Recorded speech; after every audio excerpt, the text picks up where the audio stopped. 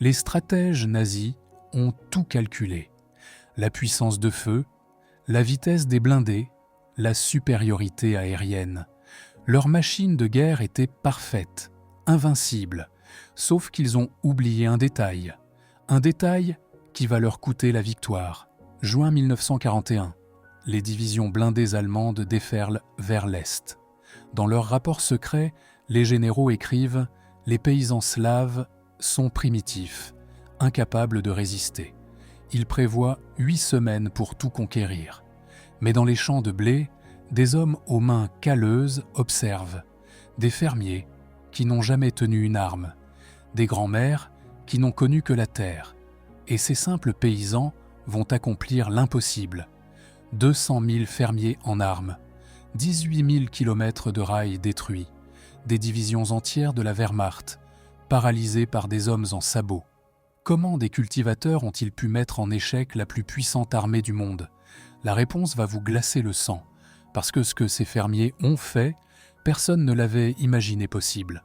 Avant de plonger dans cette histoire incroyable, dites-moi dans les commentaires d'où vous regardez cette vidéo. J'adore découvrir d'où vient notre communauté de passionnés d'histoire. Et si vous voulez ne rater aucune de ces histoires oubliées de la Seconde Guerre mondiale, que personne d'autre ne raconte, abonnez-vous maintenant. On révèle chaque semaine les vérités cachées qui changent tout ce qu'on croyait savoir. Maintenant, installez-vous confortablement.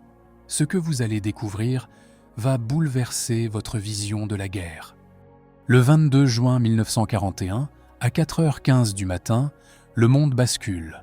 3 millions de soldats allemands franchissent la frontière soviétique sur un front de près de 3000 km. C'est l'opération Barbarossa, la plus grande invasion terrestre de l'histoire humaine. Dans les étalons-majors de Berlin, l'optimisme règne en maître. Les cartes sont déployées, les flèches tracées avec précision. Moscou tombera avant l'hiver. C'est une certitude mathématique. Le général Franz Halder, chef d'état-major de l'armée de terre allemande, note dans son journal personnel une phrase qui résonne aujourd'hui comme le symbole d'une arrogance fatale. La campagne contre la Russie sera gagnée en l'espace de 8 à 10 semaines. Il ajoute, avec un mépris à peine dissimulé, que la population rurale slave représente une masse primitive, désorganisée, incapable de toute résistance coordonnée. Pour lui, comme pour l'ensemble du haut commandement nazi, ces paysans ne sont que des obstacles passifs sur la route de la victoire. Dans les premiers jours de l'invasion, tout semble confirmer ses prédictions. Les colonnes de Panzers traversent les vastes plaines comme des navires sur une mer de blé. Les villages tombent les uns après les autres, apparemment sans défense. Les fermiers regardent passer les convois interminables, silencieux, immobiles. Aux yeux des soldats allemands, ces hommes au visage buriné par le soleil et le vent ne sont que des spectateurs impuissants de leur propre conquête. Mais derrière ce silence se cache une réalité que les stratèges nazis n'ont pas su voir. Ces fermiers ne sont pas des spectateurs. Ils observent, ils comptent, ils mémorisent. Chaque char, chaque camion, chaque uniforme est gravé dans leur mémoire collective. Un vieil homme près de Minsk compte les véhicules qui passent devant sa ferme. Une femme dans un village ukrainien note mentalement les horaires des patrouilles. Des enfants observent où les Allemands installent leurs dépôts de munitions. Le lieutenant Wolfgang Müller, de la 3e division Panzer, est l'un des premiers à ressentir un malaise inexplicable. Dans son journal intime, retrouvé des décennies plus tard dans les archives familiales, il écrit ces mots troublants. « Les villages que nous traversons sont étrangement silencieux. Pas le silence de la peur, non. Un autre silence. Calculateur. J'ai vu aujourd'hui un fermier compter nos chars. Ses lèvres bougeaient silencieusement à chaque véhicule qui passait. Pourquoi un simple paysan compterait-il nos forces? Cette question me hante. La transformation commence dans l'ombre. Les granges deviennent des cages d'armes. Les caves se transforment en centres de commandement secret. Les outils agricoles sont modifiés, aiguisés, préparés. Les fermiers qui n'ont jamais tenu une arme apprennent à démonter et remonter des fusils dans l'obscurité. Les techniques millénaires de la chasse et du piégeage sont adaptées à un nouveau gibier. Dans la forêt de Bryansk, un événement apparemment anodin va déclencher une réaction en chaîne aux conséquences incalculables. Sidir Kovpak, un fermier ukrainien de 54 ans, aux mains épaisses comme des battoirs, assiste à l'exécution de son fils par les SS. L'adolescent avait refusé de livrer le grain de la famille. Kovpak ne pleure pas, il ne crie pas, il retourne simplement dans sa ferme, rassemble les hommes de son village et prononce ces mots qui vont résonner dans toute l'Ukraine. Il pense que nous ne sommes que des bêtes de somme. Montrons-leur ce que peuvent faire des fermiers en colère. En quelques semaines, Kovpak transforme une poignée de paysans en une unité de combat redoutable. Leur connaissance intime du terrain devient leur arme principale. Ils savent où le sol est trop mou pour les chars lourds. Ils connaissent chaque sentier, chaque raccourci, chaque cachette naturelle. Les marécages, que les cartes allemandes ignorent, deviennent leurs autoroutes secrètes. Les forêts impénétrables pour les véhicules motorisés sont leurs sanctuaires. Les Allemands découvrent avec stupéfaction que ces primitifs possèdent des compétences qu'aucune académie militaire n'enseigne. Un fermier peut entendre la différence entre le moteur d'un Panzer IV et celui d'un Half-Track à 3 km de distance. Une grand-mère peut prédire le passage d'une patrouille en observant le vol des oiseaux.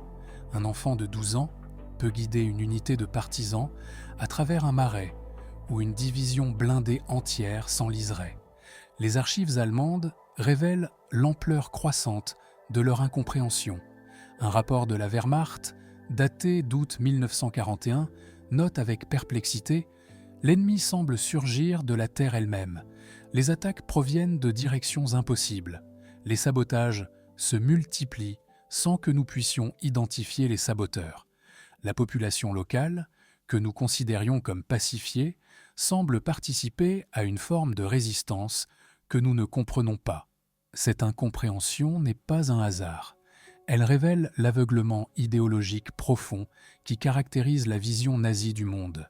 Pour eux, la hiérarchie raciale est une loi naturelle. Les Slaves sont des sous-hommes, les Untermenschen, incapables de stratégie, de courage, d'intelligence tactique. Cette certitude raciste va devenir leur talon d'Achille, car pendant qu'ils méprisent maudits ces fermiers, ceux-ci préparent méthodiquement leur revanche. L'automne 1941 transforme les forêts soviétiques en un océan de feu et d'or. Mais sous cette beauté naturelle se cache une mutation extraordinaire. Les fermiers deviennent des guerriers, pas des soldats professionnels avec des uniformes impeccables et des médailles brillantes. Non, quelque chose de plus dangereux encore. Des combattants invisibles qui connaissent chaque arbre, chaque ravin, chaque source d'eau sur des centaines de kilomètres carrés. Prenez Maria Fortus, par exemple. Cette fermière de 43 ans du village de Drissa cultivait des pommes de terre et élevait des cochons depuis son adolescence. En septembre 1941, elle devient Maman Thunder pour les partisans. Son talent, elle peut fabriquer des explosifs avec des produits agricoles ordinaires. Les engrais deviennent des bombes. Les bouteilles de vodka se transforment en cocktails Molotov perfectionnés. Elle enseigne aux autres femmes comment empoisonner subtilement la nourriture destinée aux Allemands. Pas assez pour tuer immédiatement, cela éveillerait les soupçons. Juste assez pour affaiblir lentement, saper le moral, créer la paranoïa. Les techniques agricoles séculaires trouvent soudain des applications militaires terrifiantes.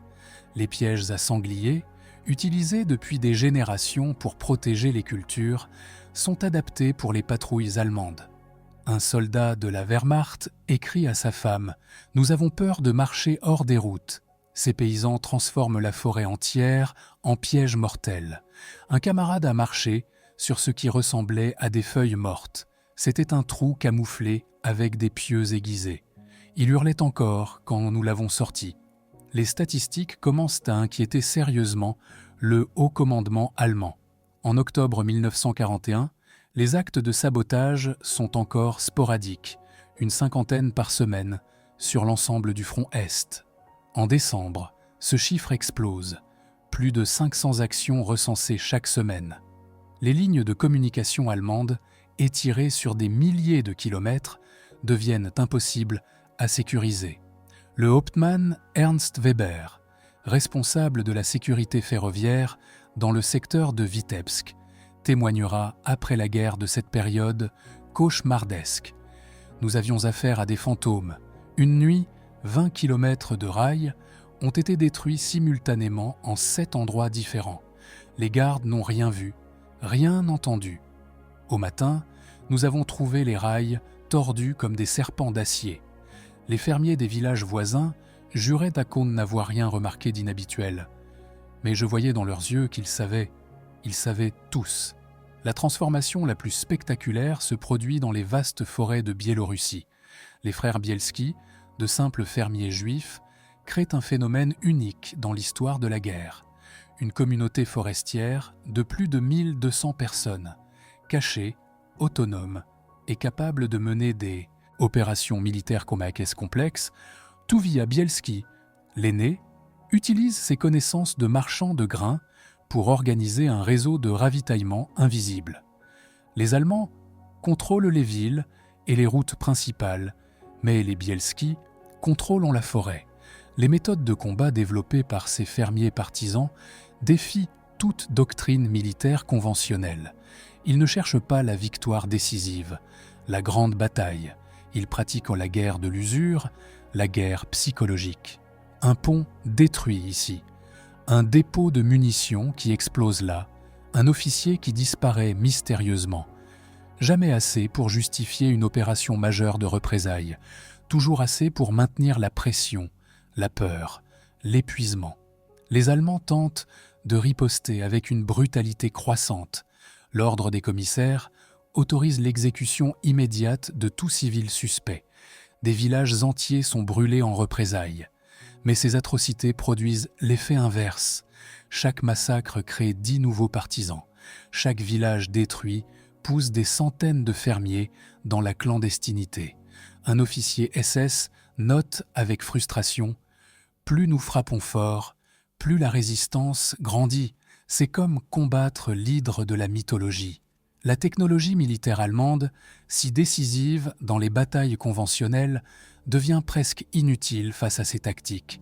Les chars Tigers, merveilles d'ingénierie, s'embourbent dans les marécages que les fermiers traversent, pieds nus. Les Stuka, terreur du ciel, ne trouvent aucune cible dans les forêts denses. Les radios perfectionnées captent le silence. Les partisans communiquent par des signaux anciens. Fumée, sifflets d'oiseaux imités, marquent sur les arbres. En France, le même phénomène se reproduit avec une intensité particulière dans les régions montagneuses. Le Vercors devient une forteresse naturelle où 4000 fermiers et bergers créent une république libre en plein territoire occupé. Jean Prévost, écrivain devenu maquisard, écrit dans son journal « Ces hommes qui n'ont jamais quitté leur montagne connaissent 1000 façons de tuer que l'école de guerre n'imagine pas. Ils transforment leurs faux en armes silencieuses. Leurs chiens deviennent des sentinelles plus fiables que n'importe quel système d'alarme. Les fermiers français apportent leur propre innovation à la guerre de résistance, le renseignement agricole. Les moissons deviennent des opérations de surveillance. Les vendanges cachent l'observation des mouvements de troupes. Les marchés hebdomadaires se transforment en centres d'échange d'informations. Une fermière normande, Madeleine Riffaut, raconte « Nous comptions les soldats comme nous comptions nos vaches. Nous connaissions chaque véhicule allemand du département. Quand les Alliés ont débarqué, nous leur avons fourni des cartes plus précises que celles de leur propre état-major. Cette métamorphose des humbles bouleverse complètement les calculs stratégiques allemands. Les plans, qui prévoyaient 8 semaines de campagne, doivent être révisés. Les divisions censées avancer vers Moscou sont immobilisées pour sécuriser les arrières. La guerre éclair se transforme en guerre d'usure. Et dans cette guerre d'usure, les fermiers ont un avantage décisif. Ils sont chez eux. Un officier de la Wehrmacht capture l'essence du cauchemar allemand dans une lettre à sa femme. Nous contrôlons les villes le jour. La nuit, elles appartiennent aux partisans. Nous tenons les routes principales. Dès qu'on s'en éloigne de 100 mètres, nous entrons en territoire ennemi. Cette guerre n'a plus de front. L'ennemi est partout et nulle part.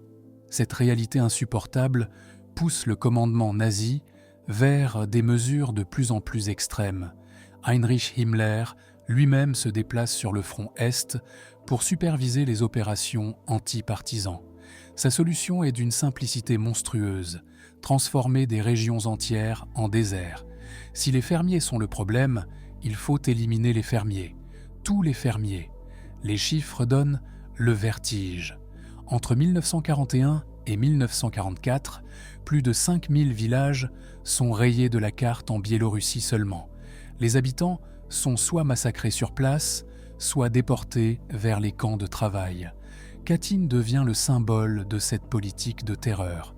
Le 22 mars 1943, les SS enferment les 149 habitants du village, dont 75 enfants, dans une grange qu'ils incendient. Ceux qui tentent de fuir sont abattus à la mitrailleuse. Seul un homme survit, Viktor Jelobkovitch, caché sous le corps de son fils mourant. Mais ces atrocités, loin de briser la résistance, la transforment en quelque chose de plus dur encore. Les fermiers qui perdent leur famille n'ont plus rien à perdre. Ils deviennent des machines de vengeance. Pavel Proniagin, fermier devenu commandant partisan après le massacre de son village, mène des raids d'une brutalité égale à celle des SS. Ces hommes ne font pas de prisonniers.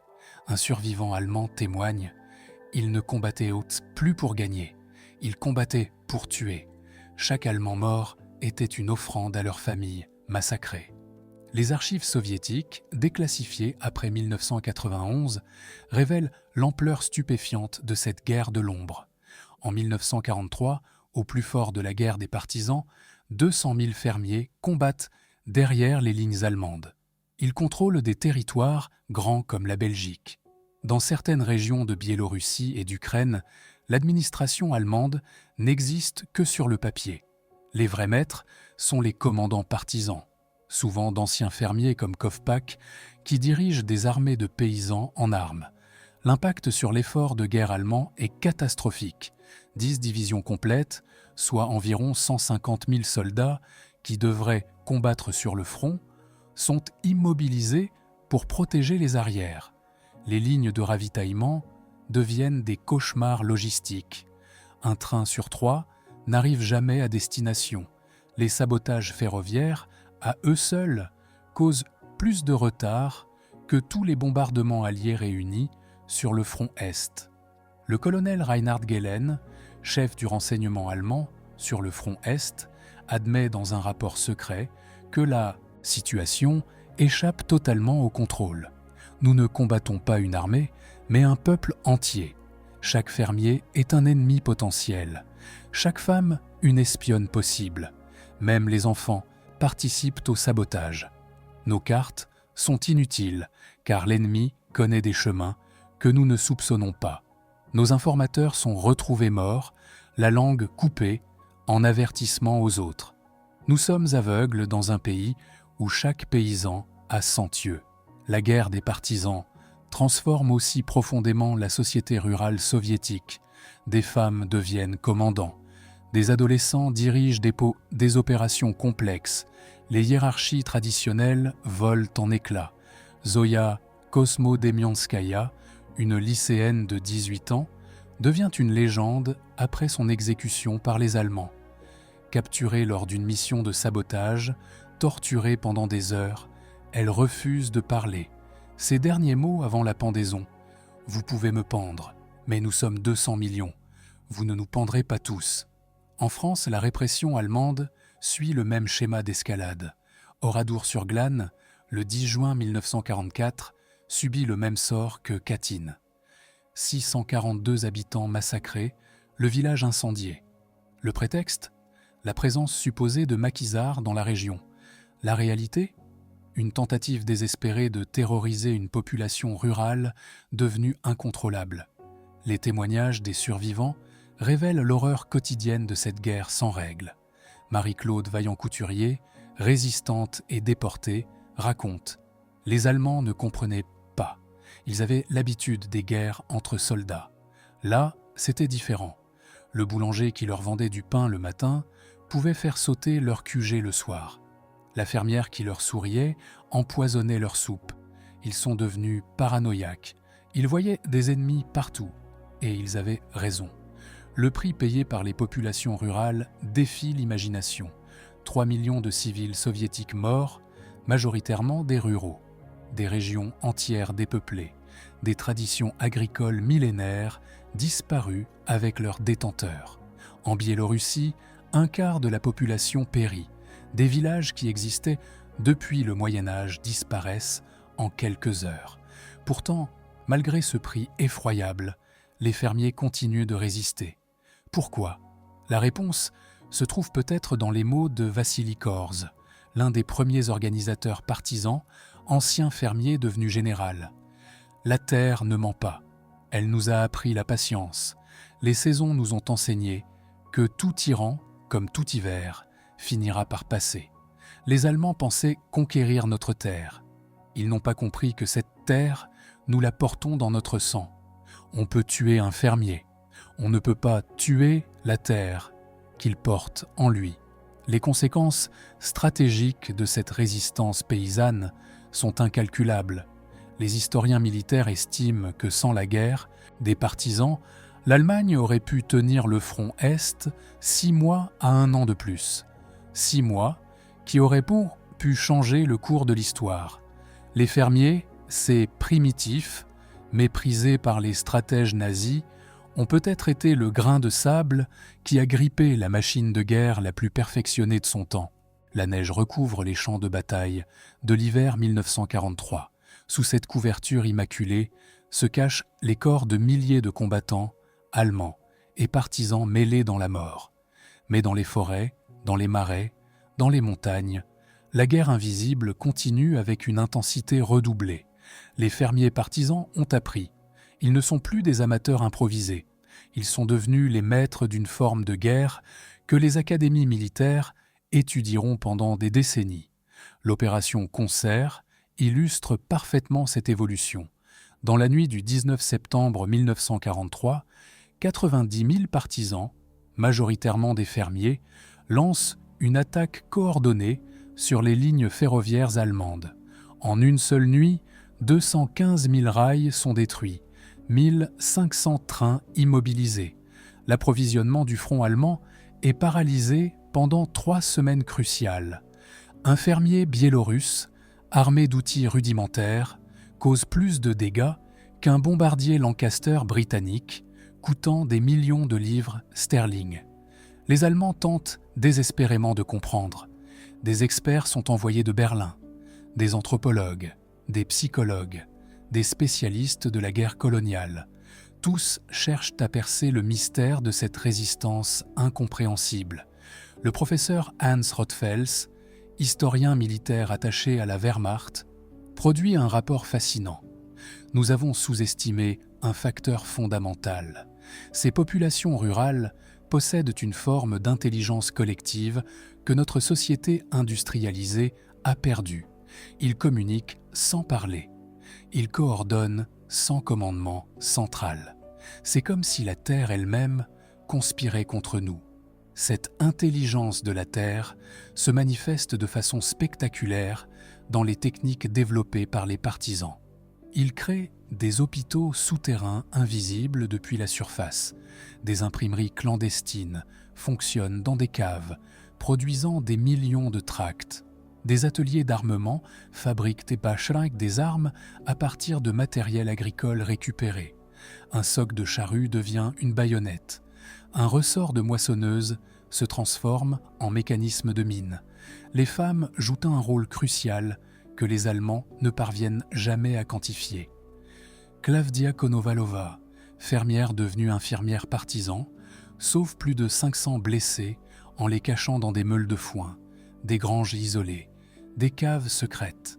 elles développent des techniques de médecine de guerre, utilisant uniquement des plantes locales et des remèdes traditionnels. Nos grands-mères soignaient sans antibiotiques, dit-elle. Nous avons réappris leur sagesse. Le phénomène s'étend bien au-delà des frontières soviétiques. En Yougoslavie, les partisans de Tito, essentiellement des paysans montagnards, immobilisent 35 divisions allemandes.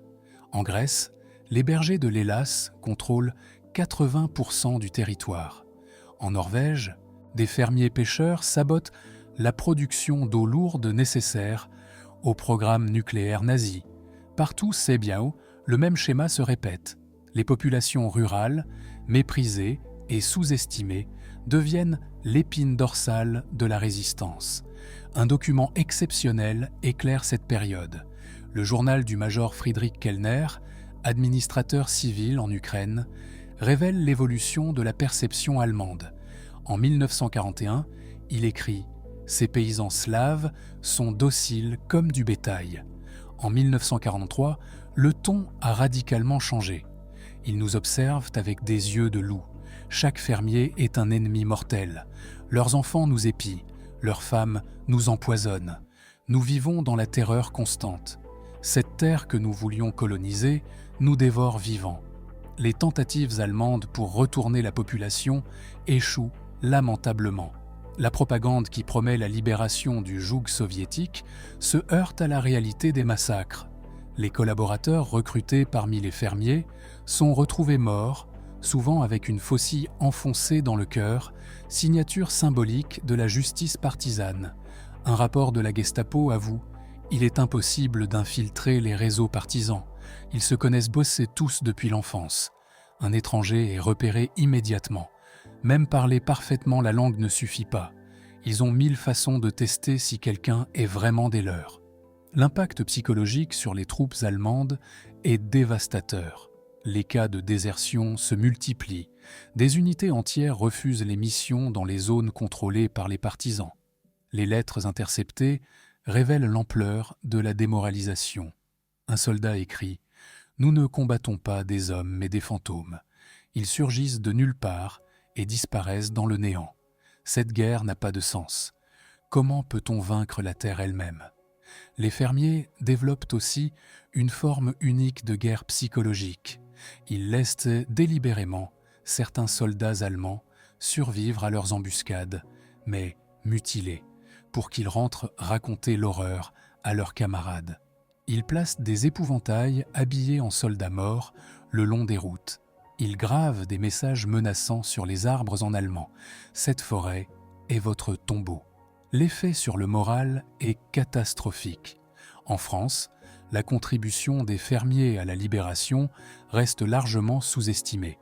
Les historiens calculent que sans le renseignement fourni par les populations rurales, le débarquement aurait coûté 3 fois plus de vies alliées. Chaque fermier normand devient un espion. Les positions allemandes sont cartographiées avec une précision millimétrique. Les mouvements de troupes sont signalés en temps réel par des signaux convenus. Un drap blanc à une fenêtre, une charrette placée d'une certaine façon, des vaches déplacées dans un champ particulier. Le témoignage du général Eisenhower après la guerre est éloquent. Les fermiers français ont été nos yeux et nos oreilles. Sans eux, nous aurions avancé en aveugle. Leur courage discret a sauvé des milliers de vies alliées. Ils méritent autant de reconnaissance que n'importe quelle division blindée. Mais la leçon la plus profonde de cette guerre des fermiers dépasse le simple aspect militaire. Elle touche à quelque chose de fondamental dans la nature humaine. Ces hommes et femmes simples, sans éducation militaire, sans idéologie sophistiquée, ont trouvé en eux des ressources insoupçonnées face à l'oppression. Leur attachement à la terre n'était pas qu'économique ou sentimental, c'était existentiel. En défendant leur terre, ils défendaient leur essence même. Aujourd'hui, 80 ans plus tard, les champs de blé ondulent toujours sous le vent, en Biélorussie, en Ukraine, dans les plaines de France. Les tracteurs modernes ont remplacé les chevaux de trait. Les GPS guident les moissonneuses, où autrefois, les fermiers lisaient les étoiles. Mais sous cette modernité apparente, la mémoire persiste. Dans chaque sillon, une histoire. Dans chaque grange, un secret de guerre. Viktor Ivanovitch a 95 ans. Ses mains tremblent quand il verse le thé dans sa petite maison près de Minsk. Sur le mur, une photo jaunie. Son père, Sergueï, fermier devenu commandant partisan, mort en 1943. « Mon père n'était pas un héros de cinéma », dit Viktor doucement. Il était fermier. Il savait faire pousser le seigle et élever les cochons. Mais quand les Allemands sont venus, il a su faire autre chose. Il a su résister. Avec les seules armes qu'il connaissait, la patience, la ruse et la connaissance absolue de sa terre.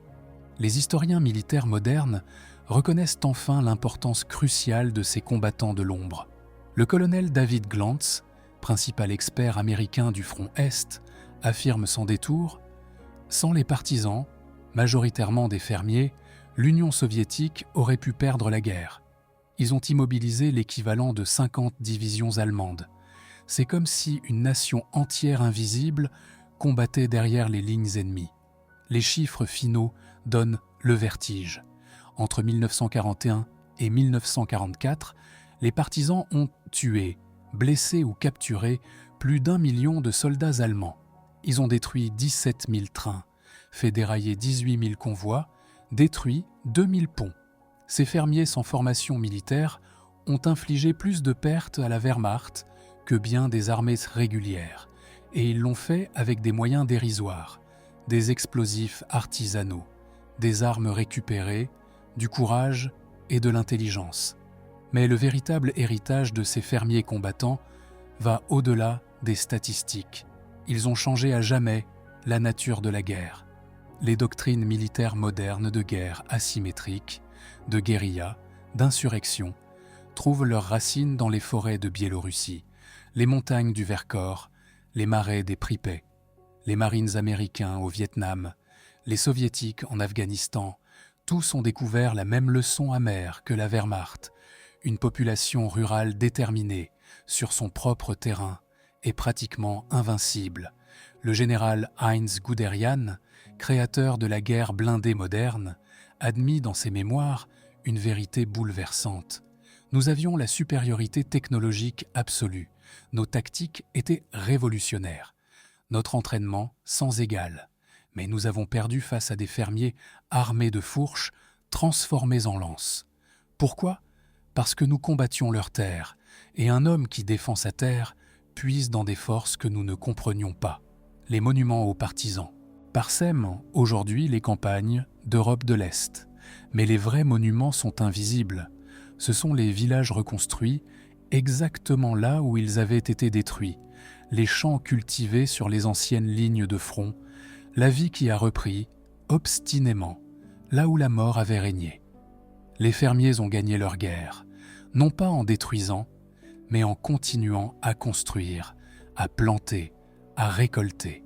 Marie Dupont, petite fille de résistants normands, travaille aujourd'hui la même terre que ses ancêtres. Elle pointe vers un bosquet d'arbres. Là, mon grand-père cachait les armes parachutées par les Anglais. Là-bas, près du ruisseau, il a tendu une embuscade à une patrouille SS. 3 soldats l'aidaient mort. Il n'en a jamais été fier. Il disait « J'ai fait ce qu'il fallait faire ». Puis il retournait à ses vaches. Cette modestie caractérise l'héritage des fermiers résistants. Pas de gloire tapageuse, pas de médailles exhibées, juste la satisfaction profonde d'avoir défendu ce qui compte vraiment, la terre, la famille, la dignité humaine. Beaucoup n'ont jamais raconté leurs exploits. Les archives soviétiques révèlent des milliers d'actes d'héroïsme dont les auteurs sont restés anonymes, retournés à leur charrue après la guerre comme si rien ne s'était passé. L'incompréhension allemande face à cette résistance paysanne révèle une vérité plus profonde sur la nature du pouvoir. Les nazis croyaient en la force brute, en la supériorité raciale, en la domination par la technologie. Ils n'ont pas compris que le véritable pouvoir réside parfois dans les choses les plus simples. La connaissance intime d'un lieu, les liens tissés sur des générations, la détermination quiète de ceux qui n'ont nulle part où fuir parce qu'ils sont déjà chez eux. Un document récemment découvert dans les archives de Moscou résume parfaitement cette réalité. C'est une lettre d'un officier allemand capturé, écrite en 1944. Nous pensions conquérir des terres arriérées, peuplées de primitifs. Nous avons découvert quelque chose de terrifiant. Ces primitifs possédaient une sagesse que notre modernité avait oubliée. Ils savaient que la terre survit aux empires. Ils savaient que les saisons outlivent les idéologies. Ils savaient attendre, et leur patience a eu raison de notre force. Les fermiers de la Seconde Guerre mondiale nous laissent une leçon éternelle. Face à l'oppression, face à la force brutale, il existe une résistance plus profonde que les armes, plus durable que les armées. C'est la résistance de ceux qui sont enracinés, qui puisent leur force, non pas dans l'idéologie ou la haine, mais dans l'amour simple et indestructible de leur terre. Les champs se souviennent. Dans le bruissement du blé, on peut encore entendre l'écho des pas furtifs des partisans. Dans le vol des corbeaux, le signal d'alarme d'autrefois. La terre garde ses secrets, mais elle transmet son message. Ceux qui la cultivent avec amour sauront la défendre avec courage. Les empires passent, les conquérants disparaissent, mais les fermiers restent, patients et indomptables, gardiens silencieux d'une sagesse que les stratèges en uniforme n'ont jamais comprise. L'Allemagne ne comprenait pas comment des fermiers pouvaient tenir tête à ces soldats. La réponse était pourtant simple. Ces fermiers ne combattaient pas seulement des soldats, ils défendaient l'essence même de ce qui fait l'humanité, le lien sacré entre l'homme et la terre qui le nourrit. Et ce lien, aucune armée au monde ne peut le briser.